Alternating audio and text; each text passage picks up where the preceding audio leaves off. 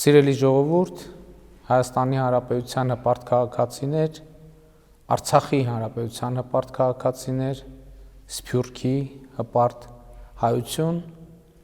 ես ձեզ վերստին դիմում եմ այսպես, որովհետև հատկապես այս դժվարին օրերին շատ կարևոր է պահպանել մեր ազգային հպարտությունը եւ մեր ազգային արժանապատվությունը, որովհետև հպարտությունն ու արժանապատվությունը շատ հեշտ է պահպանել, երբ այն հարվածի տակ չէ, երբ նրան ոչինչ չի սպառնում, բայց առավել կարևոր է այն պահպանել, երբ արժանապատվությունը եւ հպարտությունը, երբ նրանք հայտնվել են բազմաթիվ հարվածների ներքո։ Հատկապես վերջին օրերին մենք տեսնում ենք, որ ներհայաստանյան հանրայդ խմբեր, ընդ որում արտաքին ուժերին համընթաց, ընդ որում արտաքին ուժերին համընթաց նրանք գործում են բավականին երկար ժամանակ, ձեզ հայտնի արտաքին ուժերի մասին է խոսքը, մեր ազգային հպարտության ու արժանապատվության խոցերը բորբոքելը դարձրել են իրենց հիմնական անելիքը։ Երեք օրինակ ոմանք բառիս բուն իմաստով խրախճանք, կրկնում եմ, խրախճանք էին նախաձեռնել այն ստահոդ լուրերի ֆոնին, թե Հայաստանի կառավարությունը Գեղարքունիքի մարզից տարածքներ է զիջել Ադրբեջանի։ Նման պահվածքը գուցեև ունենա 1001 բացատրություն։ Նման պահվածքի քննադատությունը գուցե թե ունենա 1001 հակադարձում։ Ոմանք գուցե ալիքի մեջ ընկնելով ոչ մի, այսպես ասած, չարամիտ բան նկատի չեն ունեցել։ Բայց այս ամենի տակից խորքից մենք պետք է դուրս բերենք այդ խրախճանքը նախաձեռնողների հիմնական նպատակը։ Հայաստանում եւ նրանց դուրս կան մարդիկ ու խմբեր, ովքեր փորձում են անիշխանության տպավորություն ստեղծել։ Տպավորություն ստեղծել, թե Հայաստանում անիշխանություն է, ովքեր փորձում են քաոս սերմանել մեր երկրում, նրանք ուզում են ուղղակի պատերազմը տեղափոխել Հայաստանից ներս։ Ավտոմատների ու հանցավոր խմբերի գործադրմամբ երկիրը դնել ազատանկման վիճակում, որպես փրկիչ իրենց վերադարձը ապահովելու համար։ Ուզում եմ հստակ եւ աներկբա ասել. մենք սա թույլ չենք տալու։ Ոչ թե նրա համար, որ իշխանությունից կառչած ենք, այլ որովհետև դա չի ուզում ժողովուրդը, Հայաստանի Հանրապետության հպարտ քաղաքացին, ում հպարտությունը այո խոցված է, բայց ոչ ոչնչացված, ում արժանապատվությունը այո վիրավորված է, բայց ոչ մահացած։ Սիրելի հայրենակիցներ, հիմա ուզում եմ մանրամասն նկարագրել, թե ինչ է տեղի ունենում Արցախում եւ նրա շուրջ։ Նոյեմբերի 9-ի հայտարարության եւ նրա ստորագրման հանգամանքների մասին արդեն խոսել եմ։ Չեմ ուզում կրկնել նախկինում ասվածը, բայց պիտի վերահաստատեմ համոզմունքս, որ այն իրավիճակում, որում ստորագրվել է փաստաթուղթը, այլ տարբերակ պարզապես չկար, որովհետև ցանկացած այլ տարբերակ լինելու էր շատ ավելի վատը։ Այլ խնդիր է, թե մենք ինչու հասանք նման կետի, ինչպես հասանք, ինչ հանգամանքներում եւ ժամկետում հասանք, որտեղից մեկնարկեց այդ կետը, ինչ զարգացում ստացավ, ինչ հանգրվաններ ունեցավ։ Սրանք հարցեր են, որ անպայման պիտի պատասխան ստանան։ Եվ ես ամենաշահագրգիռն եմ, որ այս պատասխանները ստացվեն։ Բայց դա մանրամասն եւ տևական աշխատանք է, իսկ այսօր մենք ունենք հրատապ եւ անհետաձգելի հարցեր։ Նկատի ունեմ այդ հարցերի պատասխանները դեռ կուսումնասիրվեն, կգտնվեն, բայց այսօր մենք ունենք հրատապ հարցեր, իսկ այդ հարցերից կարևորագույնը Հայաստանի շուրջ եւ Հայաստանի ներսում անվտանգություն եւ կայունություն ապահովելն է, եւ դրա համար անհրաժեշտ քայլերից մեկը, որքան էլ դա հաճելի չի հնչում, նոյեմբերի 9-ի համաձայնությունները իրագործելն է։ Նոյեմբերի 9-ի հայտարարությունը դատապետել է իրենց քաղաքական գործունեության հիմքում դրած ուժերից շատերը չեն ասում, առաջարկում են արդյոք հրաժարվել դրանից։ Այնտեղ տեղ գտած պայմանավորվածություններից։ Եթե այո, ինչ սցենար են նկարագրում դրանից հետո եւ ինչ հետևանքների կբերի այդ սցենարը։ Շարունակելով միտքս ուզում եմ ընդգծել, որ այն ինչ տեղի է ունենում այս օրերին նոյեմբերի 9-ի համաձայնագրի հայտարարության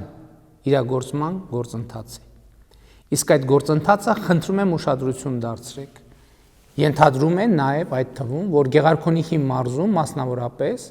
Հայաստանի զինված ուժերը պետք է տեղակայվեն Հայաստանի Հանրապետության պետական սահմանին, այն սահմանին, որը մեզ հայտնի է խորհրդային Հայաստանի սահմանի տեսքով։ Ես հիմա խոսում եմ կոնկրետ Քարվաճառի հատվածում։ Ընդ որում այդ սահմանը որոշվում է ոչ թե աչքաչափով, այլ GPS կոորդինատներով։ Եվ ինչպես պարզաբանվել է, Սոտքի հանքավայրը կիսով չափ գտնվել է խորհրդային Հայաստանում, կիսով չափ խորհրդային Ադրբեջանի տարածքում։ Ընդհանրապես սահմանազատումը բավականին բարդ գործընթաց է եւ ուզենք չուզենք պետք է տեղի ունենա ոչ միայն ռուս խաղաղապահների, այլև Ադրբեջանի ներկայացուցիչների մասնակցությամբ։ Եվ ամեն անգամ այս աշխատանքի շուրջ հանրության շրջանում խոճապ առաջացնելը, ապա տեղեկատվություն եւ քաոսի զգացում տարածելը արվում է մի նպատակով։ Նրանք ուզում են, կրկնում եմ, պատերազմը տեղափոխել Հայաստան, որովհետեւ սովոր են արյունով իշխանության գալ եւ արյունով իշխանություն պահել։ Բայց կրկնում եմ, մենք սա թույլ չենք տալու, ժողովուրդը սա չի թույլ տալու եւ նաեւ ուզում եմ ընդգծել, որ Հայաստանի իրավապահ մարմինները լիարժեք տիրապետում են իրավիճակի եւ նաեւ իրավապահ մարմինները սա թույլ չեն տալու։ Եվ ուզում եմ նաեւ իրավապահ մարմինների աշխատողներին շնորհակալություն հայտնել այս ընթացքում իրենց կատարած աշխատանքի համար, խոսքը ազգային անվտանգության ծառայության, ոստիկանության, պետական պահպանության ծառայության, քննչական մարմինների, դատախազության աշխատակիցների մասին է։ Բայց վերադառնալով թեմային, ուզում եմ, որ համոզված լինենք, որ մենք գործադրում ենք բոլոր անհրաժեշտ ջանքերը այս դժվարին իրավիճակում Հայաստանի եւ Արցախի շահերը պաշտպանելու համար եւ իմիջիայլոց քաոսի տեսլականը տարածվում է նաեւ այս նպատակով, որպեսզի կառավարությունը հնարավորություն չունենա առավելագույն ջանքեր կենտրոնացնել բազմաթիվ օրախնդիր հարցեր լուծելու համար եւ այս ամենով նպատակ է դրվում անջրպետ ստեղծել կառավարության եւ ժողովրդի միջև, որը մինչև օրս ի դեպ նրանց չի հաջողվել անել։ Ժողովուրդը այո հարցեր ունի, ժողովուրդը այո երբեմն դառնացած է եւ զայրացած, երբեմն հիասթափված ու երբեմն հուսալքված, բայց այդ ամենի միջից ես տեսնում եմ ժողովրդի վստահությունը եւ ուզում եմ շնորհակալություն հայտնել այդ վստահության համար։ Այս օրերին շատ է խոսվում այն մասին, թե ժողովուրդը կորցրել է վստահությունը պաշտոնական լրատվության նկատմամբ եւ որպես հիմնավորում բերվում է, թե իբր պատերազմի ընթացքում կառավարությունը եւ ես սխալ տեղեկություններ ենք փոխանցել հանրությանը։ Իրականությունը սակայն բոլորովին այլ է։ Պատերազմի մեկնարկին եւ հնդած տեղի ունեցած իմ բոլոր ելույթներում ես պատերազմի մասին գործնականորում ասել եմ ամեն ինչ, ասել եմ մի փոքր այլ, պատերազմին հատուկ եղանակներով եւ ձևերով, ասել եմ այնպես, որ ասվածը հակառակորդին չտա այնքան տեղեկատվություն, որը կարող է անթույլատրելի լինել եւ սպառնալիք դառնալ մեր անվտանգության համար, կամ ընդհանրապես պաշտոնական մարմինների կողմից։ Միթե չի ասվել, որ մարտեր են ընթանում Հադրութի մերձակայքում։ Միթե չի ասվել, որ մարտեր են ընթանում Մարտունի մերձակայքում։ Միթե չի ասվել, որ մարտեր են ընթանում Շուշի եւ Քարինտակի մերձակայքում։ Միթե չի ասվել, որ փակ է Լաչին Ստեփանակերտ ավտոճանապարհը։ Միթե չի ասվել Սյունիքի ինքնապաշտպանության խմբեր ձևավորելու մասին։ Ինչ էր նշանակում այդ ամենը։ կամ ուրիշ էլ ինչպես պետք է ասվեր աղիողորմ ճիչերով, փախչել փրկվելու կոչերով, խուճապ տարածելով։ Այո, ասվել է նաև մեր բանակի ու զինվորների, սպաների ու գեներալների հերոսությունների մասին։ Իսկ միթե դա սուտ է։ Պատերազմական գործողությունները ընթացել են Սոտքից մինչև Հորադիս։ Հույս ունեմ պատկերացնում եք այդ ողջ ծրագիծը։ Սոտքից մինչև Հաթերք հատվածում չնայած պատերազմի առաջին օրերին դիրքեր էին կորսվել, բայց հնդածս այդ դիրքերը ետ են վերցվել եւ մինչև պատերազմի վերջին օրը այդ հատվածում առաջնագիծը լիարժեք կանգուն էր։ Եղնիկների հատվածում մինչև պատերազմի վերջին օրը հակառակորդը ըստ էության ոչ մի էական հաջողություն չի ունեցել։ 6-րդ պաշտպանական շրջանում չնայած Թալիշի կորստի մինչև վերջին օրը Մատաղիսի հատվածով բնագծերը պահվել են։ 5-րդ, 4-րդ, 3-րդ պաշտպանական շրջանները մինչև վերջին օրը ըստ էության պահել են առաջնագիծը։ Երկրորդ պաշտպանական շրջանը մինչև վերջ պահել է առաջնագիծը եւ վերախմբավորվել է հրամանով ռազմական իրադրությունից ելնելով։ Նույնը կարելի է ասել առաջին պաշտպանական շրջանի մասին։ Բայց այնտեղ այս իրավիճակը պահած զինվորները, սպաները, գեներալները ինչ են, եթե ոչ հերոսներ։ Բայց նրանց արածը ինչ է, եթե ոչ հաղթական, կանգուն իրավիճակ։ Այս մարդիկ հերոսական կռիվ են տվել։ Այդ մարդիկ հերոս են, այո։ Նաև նրանց կյանքերը փրկելու, նրանց շրջափակվելը թույլ չտալու համար եմ գնացել նոյեմբերի 9-ի որոշմամբ։ Որովհետև այս մարդիկ անմնացորդ նվիրումով ու հերոսաբար ծառայել են հայրենիքին։ Գնացել են աննկարագրելի զոհողությունների հանուն հայրենիքի։ Եվ այդ մինչև 35,000 զինվորի, սպայի, գեներալի կյանքը փրկելը նրանց նվիրումին եւ զոհողություններին զոհողությունով պատասխանելը այո նաև հայրենիքի պարտքն էր։ Հերոսական կռիվ են տվել նաև 9-րդ պաշտպանական շրջանի հատվածում մարտնչած մեր բազմաթիվ զինվորներ, հազարավոր սպաներ, գեներալներ։ Բայց ցավոք 9-րդ պաշտպանական շրջանը ճեղքվեց, հանգեցնելով աղետի։ Եվ այն գեներալը, ով իր ապօրինի միջամտություններով առնվազն կիսում է պատասխանատվություն այդ ձախողման համար, հիմա ասուլիսներ է տալիս, չակերտավոր բացահայտումներ անում, մոռանալով հիշեցնել, որ իր ժամանակներում 42 միլիոն դոլար մսխելու փաստի առիթով, ամպիտան զենք գնելու փաստի առիթով, քրեական գործ է հարուցված ազգային անվտանգության ծառայությունում առնվազն մի դրվագով, մյուս դրվագով հետաքննություն է ընթանում։ Իմ տիկնոջն է թիրախ դարձնում, մոռանալով հարց տալ։ Իսկ հրթիռակոծող քաղաքում, որի բնակչության 70%-ը լքել է իր բնակչության վայրը, ինչ գործ ուներ վարչապետի ընտանիքի անդամը։ Այսինքն Բադեն-Բադենի սանատորիա էր հրթիռակոծվող Ստեփանակերտը, որ ընտեղ գտնվելը փորձ է արվում ներկայացնել որպես իշխանության ցոփության մի աննկարագրելի օրինակ։ Ռմբապաստարաններում մնացած բնակիչներին հաց ու ջուր անձամբ հասցնել հանցագործություններ չի իմացել։ Վարչապետի ընտանիքի անդամի մեկանգամյա այցը վարչապետի հանձնարարության, պաշտպանության բանակի հրամանատարական կետ, պաշտպանության բանակին բարոյական աջակցություն, զորակցություն հայտնելու նպատակով այն պայմաններում, երբ այդ բանակը անընդհատ լուր է ստանում, թե մարդիկ թիկունքում լքում են բնակավայրերը։ Այս պայմաններում վարչապետի ընտանիքի անդամին ուղարկելը, որ տեսնեն մարդիկ, որ վարչապետի ընտանիքի անդամն է գտնվում Ստեփանակերտում, քաղաքական շահարկման առարկա դարձնելը ինչ գործելակերպ է։ Եվ ոմանք Ստեփանակերտից ետ են կանչվել խուճապ տարածելու եւ աղետի բերած ապօրինի միջամտությունների պատճառով եւ այս հարցերը ըստ կարգի դեռ կպարզաբանվեն։ Բայց սա չէ ասելիքից բուն իմաստը։ Ասելիքից բուն իմաստն այն է, որ պատերազմի ողջ ընթացքում ճշմարտությունը ասվել է ժողովրդին։ Ասվել է պատերազմին հատուկ կանոններով։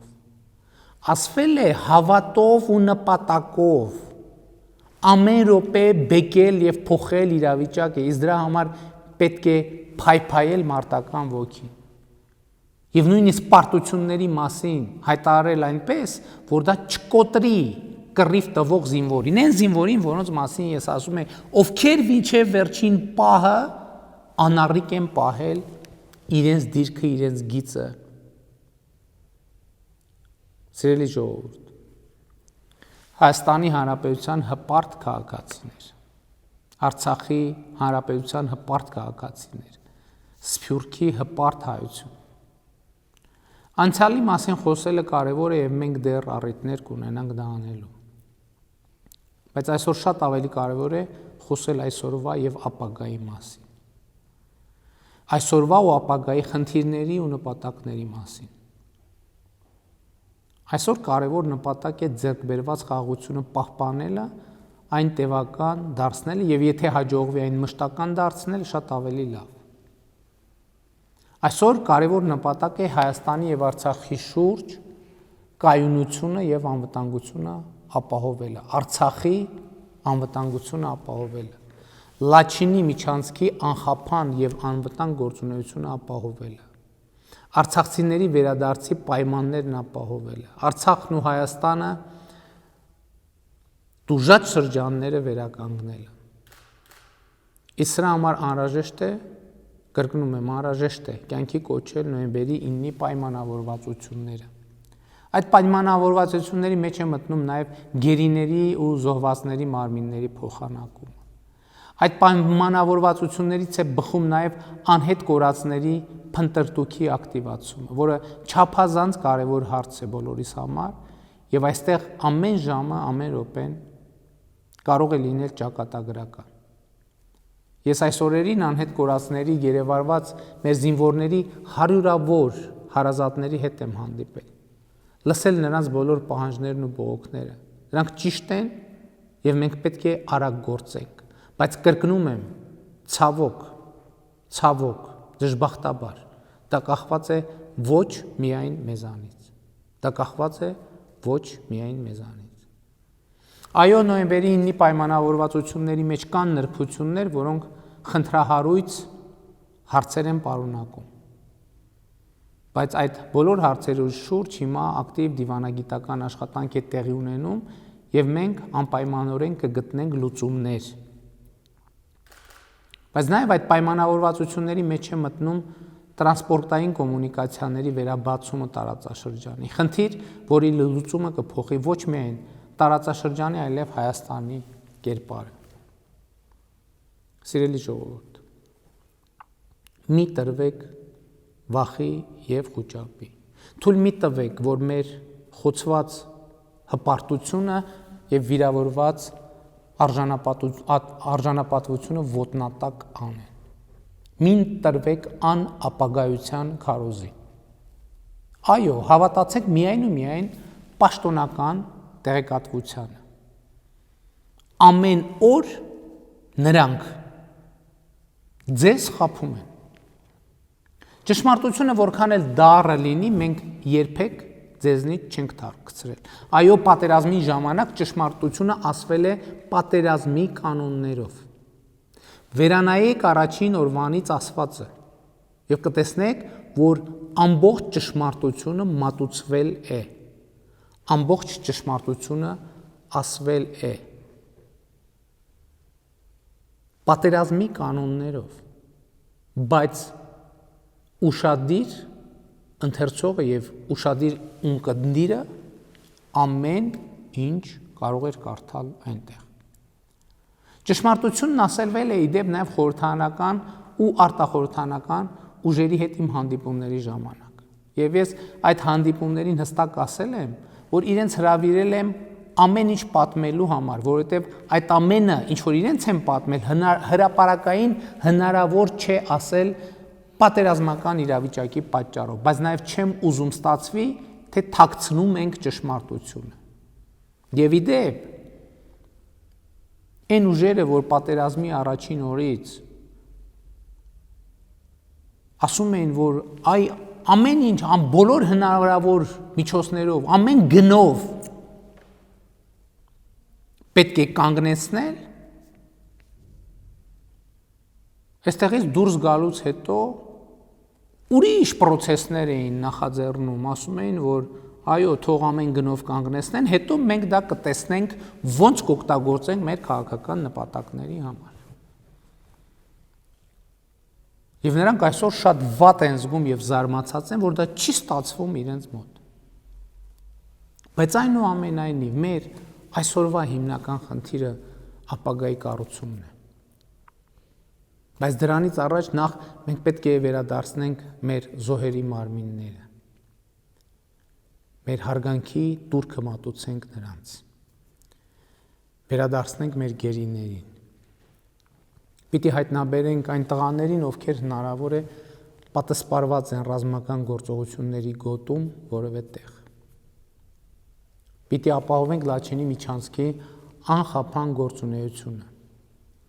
Պիտի ապահովենք արցախցիների վերադարձը։ Պիտի լուծենք սահմանային ամենահարատապ եւ կնճռոտ հարցերը, որոնց շուրջ հնարավոր է նորանոր աղմուկներ բարձրանանք։ Բայց մենք պիտի անցնենք այդ ճանապարհը։ Ամեն ինչի մասին մենք ձեզ մանրամասն կտեղեկացնենք, այնքան որքան հնարավոր կլինի առանց մեր շահերը, նկատի ունեմ Հայաստանի Հանրապետության եւ Արցախի շահերը վնասելու։ Բայց մի բանում վստահ եղեք։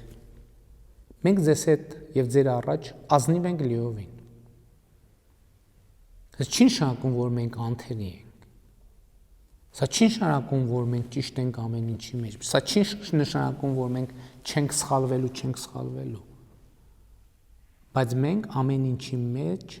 ձեզ հետ եւ ձեր առաջ ազնիվ ենք լիովին։ Ու մենք կհաղթահարենք այս փորձությունը, միասին կհաղթահարենք։ Իմ խոնարհումը մեր բոլոր նահատակների ու նրանց ընտանիքների անդամների առաջ։ Իմ խոնարհումը Հայաստանի Հանրապետության հպարտ քաղաքացիների առաջ, Արցախի հպարտ քաղաքացիների առաջ, Սփյուռքի հպարտ հայության առաջ։ Մեր հպարտությունը այո խոցված է,